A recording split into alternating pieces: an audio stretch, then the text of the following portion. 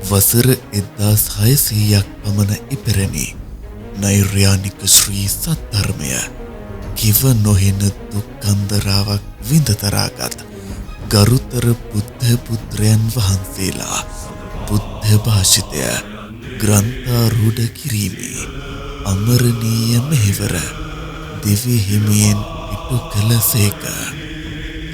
මානව වංශ ඉතිහාසය මුළුල්ලේ මේසා ගැඹුරු මුඛ පරම්පරාගත දැනුම් ප්‍රවාහයක් ලේඛනාගත කෙරුණු ප්‍රථම අවස්ථාව මෙයයි. මේ ධර්මස්කන්ධය ලේඛනගත වූ පසු එය වැටුණු හස්තීන් නව දෙනෙකුගේ උසට සමාන බවට උපමා වේ. ශ්‍රී ලංකාව මෙම 84000ක් ධර්මස්කන්ධය ඇතුළත් ත්‍රිපිටකය එතැන් සිට ලොව පුරා විහිදුවාලන පාරිශුද්ධාය කේන්ද්‍රය බවට පත් වූ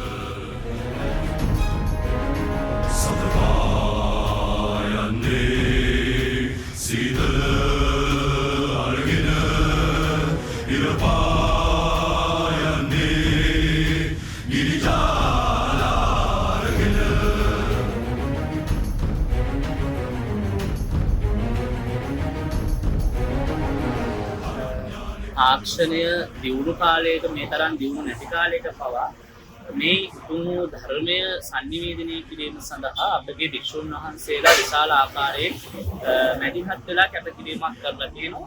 එතකොට මේ ධර්මය ලියන්නට පුස්කොළ පොත්වල තමයි මේ ධර්මය ලියලා තියෙන්නේ.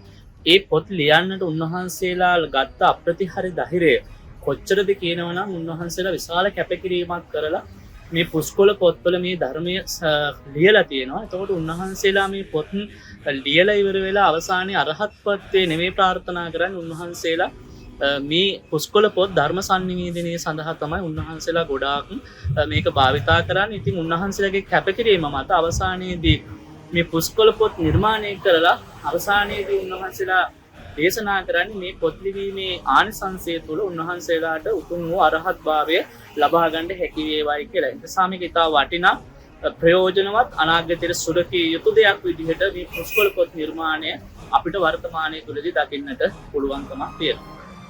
මෙම උතුම් දැනුම අප හෙට ලොවට දිය යුතු නිධානයකි. එයට අප සැවම සූදානම් විය යුතුය.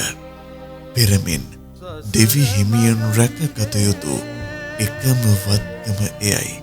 සම්බුද්ධ ශාසනය රැක ගැනීමට දරන්නා වූ මේ ව්‍යායාමය මතු පරපුරට සදාතනික ආලෝකයක්ම වේවායි විදුතිලක අපගේ ඒකායන පැතුමයි. පත් හිරු මතලියවා කළ මහමෙහෙවර ඉරහඳ පවතින තුරු බැබලේවා සසුනබරේ